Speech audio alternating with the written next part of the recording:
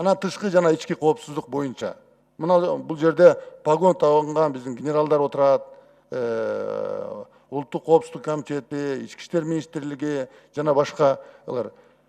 Бул органдарда эгерде ар бир кызматкердин айлыгы татыктуу болмоюнча, ар бирине жашай турган үй болмоюнча, ар бирине кийген кийими убагында, мисалы үчүн милициялар болобу, гаишниктер болобу жана башкалар болобу, мисалы Россияда, Казакстанда жылына кийген кийиними 3 жолу, 4 жолу алмаштырса, Сүйүн Абдулдаев анда кичинекей эле суроо, сиздер канча жолу алмаштырып атасыздар? Мына азыр бизде резко континентальный климатта мына кыш кирип келатат. Biz эми тоолуу жайларда мына кышкы кийимди бушлат 2 жылда алмаштырабыз, шаарларда 3 жылда алмаштырабыз. А так көйнөктөрү бар, костюмдор бар, 2 жыл, 1 жыл ар кандай сроктор. Мен статистика катары эле сурадым да, Сүйүн Абдулдаевич. Мисалы баягы бизде турган көчөдө турган ГАИ болобу, жанагы уголовный розыск деп коебуз, издөөлөрдүкүн жанагы 2 жылдан 3 жылдан деп атасыз. Казакстан ал нормативдер Казакстанда, Өзбекстанда, Россияда ал жогору турбайбы? Ал эки эсе эрте алмаштырат турбайбы анын бардыгынчы? Буну маалымат катары сизге айтып атам да. Өзүңүз деле карап, ал статистиканы карап көрсөңүздөр болот. Сүйүн Абдулдаевич, мисалы Ички иштер министрлиги боюнча орточо айлык канча азыр?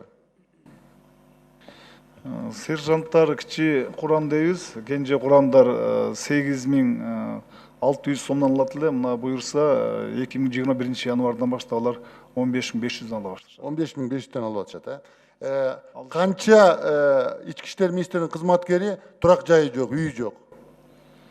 Эми азыр бизде каттоодо очередьте турушат 2000ге жакын азыркы күндө. Мына буюрса азыркы күндө Нарында 60 батирлүү үй бүтүп атат, Ош шаарында 240, Бишкек шаарында 216, дагы Таласта азыр биз мына иш чара киргизгенбиз 2019-2020 и Караколдо. Рахмат. Сүйүн Абдулдаевич, Мухаммед Калдышекевич, эми муну бир эле министрликти да, себеби деген Улуттук коопсуздук комитетиге анын маалыматтары жашырын болуш керек, коргоо министрлигинде жашырын болуш керек, ошон үчүн Ички иштер министрлигинде мисал катары гана келтирип атам да, 2000ге жакын кызматкердин турак жайы жок. Ошол эле убакта айлыгы болсо жана 11000 мейли, 15000 дейли, 11000. 11000, 15 күн союз убагында айтчу эле, менин милициям мени сактайт деп. Эми азыркы убакта эч кимге жашырын жок да, баардыгы деп айта албайм.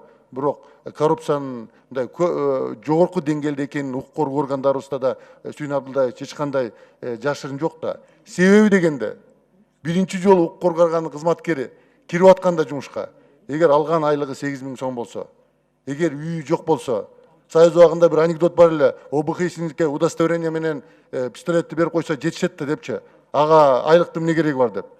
Ошондой шартка биз өзүбүз алып келип коюп атабыз да. Ошону карасаңыздар. Мисалы турак жайдын өнүгүүсү 11,8% деп атасыздар.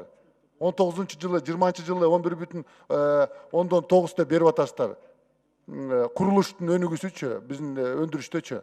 Анда бир кандайдыр бир жолдордон табып, кредиттерди жана башкалардын чет элден гранттарды алардын баардыгын колдонуп, биринчи убакта коргоо министрлиги, Улуттук коопсуздук комитети, Ички иштер министрлигин толук жабдаш керек. Эгер андай болбосо, тышкы жана ички коопсуздук маселелери боюнча биз суроону кое албайбыз. Азыркы Афганистандагы жагдайды, Тажикстандагы жагдайды, Өзбекстан менен Тажикстандын чек арасында болуп аткан маселелерди, Кыргызстан менен Тажикстан менен ортосунда болуп аткан маселелерди, жалпы эле эл аралык терроризм, сепаратизм жана күнүгө бир кылмыштын жаңы чакыруулары болуп аткан убакытта Сүйүн Абдулдаевич, каалайбызбы, каалабайбызбы? Күнүгө өзгөрүп атат. Эгерде келген милицияларга, келген чекистинби, келген офицердинби, эгер толугу менен алар биз жабдай албасак, толугу менен камсыз кыла албасак, анда алардан эмне талап кыла алабыз? Ушул сунушту муну карап көрсөңүздөр. Азыр мен сурамжылабайм цифраларын. Эгер суразам, аны комитеттерден сурагам. Ошол эле чек ара кызматтын башчысы, коргоо министринин башчысы сураганыбыздан 80%, сураганыбыздан 70% деп цифралар менен башкалар менен жооп беришет. Бирок аны азыр убакыт албай эле коеюн. Муну өзгөчө караш керек, бардыгыңыздарга айталы. Тышкы ички коопсуздук менен алек болгон министрликтерди, тышкы иштер министрлигин, бул министрликтерди биринчи кезекте баардыгын бүтүрүп беришибиз керек. Анан калган ички саясат, өзүбүздүн чала ызы чуу, чатак тартыштар менен жүрө беребиз алар мененчи. Эл аралык акыбал күнүгө өзгөрүп жатат. Үчүнчү суроо сизге. Улуттук илим академиясы бар бизде. Мухаммед Калдышекевич. Кыргыз Республиканын стратегиялык изилдөөлөр улуттук институту бар сиздин астыңызда. Ошолорго өкмөт тарабынан акыркы 2 жылдын ичинде канча заказ берилди? Айыл чарбада, экономикада муну иштеп чыккыла, жаңы ачылыштарды жасагыла, мондай стратегиялык документтерди бизге иштеп бергиле деп канча заказ берилди? Руслан Айтбаевич, биз жанагы сурооңуздун каалоо тилегиңиздин башынан кичине өзүм оюм айтып койсом, жанагы сурамжылоо боюнча өкмөт күрөшкөн жок деген эми МВД, АКС, Финполиция баары өкмөттүн курамында да. Ошолор күрөшүп атса эми кээ бир ойлойт да. Жообунда МВД күрөшүп атат, ауылга жигип күрөшкөн жок, өкмөт башчы деп. Ошолор аркылуу, структуралар аркылуу күрөшүп атабыз. Бул бир. Экинчиси жана социалдык маселелер боюнча укук коргоонуку. Чыны менен менин оюм боюнча айлык маселесин чечиш керек да, анан ипотека системасын күчөтүш керек.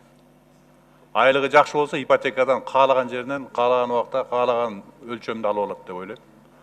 Анан азыр үчүнчүсү бул СМИ аркылуу коррупцияга каршы күрөшүү боюнча чыны менен мен жалпы эле идеологиялык иш да, идеологиялык ишти жана каржылаш керек дегениңиз мен да кошулам. Ошол келип аткан, табылып аткан акча каражаттын кээ бир ошону кайра финансировать эткенге жетиш керек. Ал эми кайра эле айлык маяна маселесине, турак жай маселесине келип атат да. Күрөшкөн адам өзү корголгон эмес социалдык жактанчы. Муну карашыбыз керек. Улуттук академия Мухаммед Калдышекевич, азыр жана фонд ачылганда, коррупцияда кармалгандардан фондко келип түшүп атат да. Аны эми эртең бүрсүгүнү бөлүштүрүү башталат да. Ошого окшогон статьялардын, жоолордун баарын киргизип коюңуз деген сунуш. Эгер тагыраак айткандачы. Туура сунуш. Экинчиден улуттук академия менен стратегиялык институт боюнча биз тапшырмаларды берип иштеп, алардын да социалдык маселесин азыр карап атабыз. Академияга быйыл айлыгын көтөрүп бердик. 30%дан ашык. Айлыгын көтөрүп бердик. Эми ада жетишпейт. Бирок ошентсе да бул жерде дагы биз мамлекеттик саясатты өзгөртүшүбүз керек.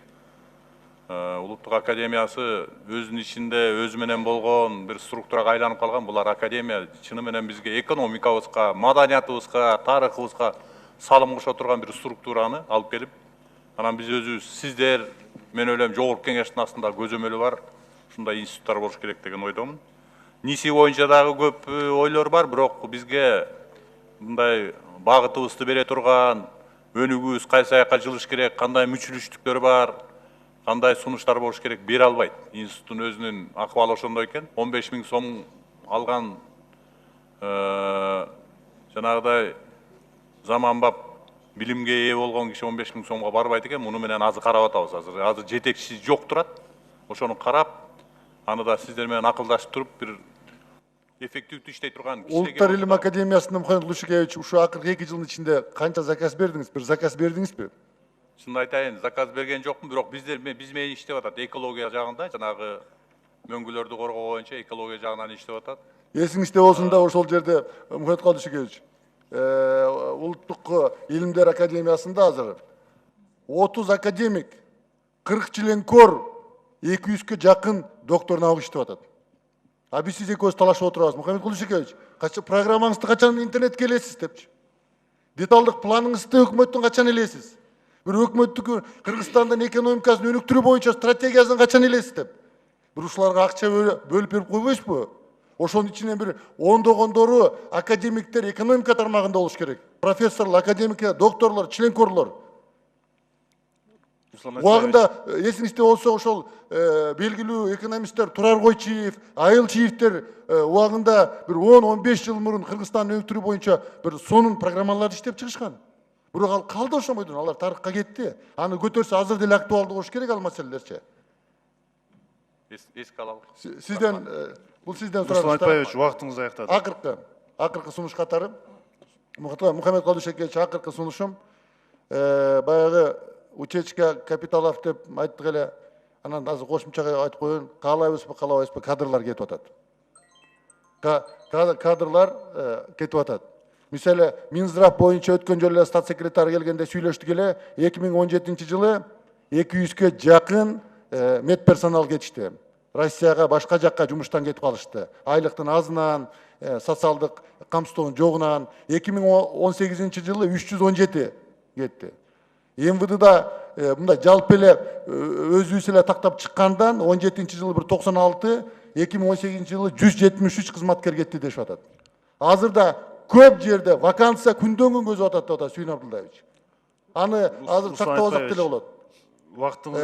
Көптөгөн кадрлар кетип атат. Ошолорго карата бир стратегия иштеп чыкмайынча болбойт, Мухаммед Калдышевич. Караңыздар, кадр көп кетип атат. Рахмат. Руслан Айтбаевич, Рахмат. кечирип коюңуз, Улуттук илимдер академиясынын президенти Жуматаев. Биякта турам. Кыскача жооп берип коюңуз. Кыскача жооп берип коеюн. Өкмөт биздин артыкчылык багыттарын аныктайт.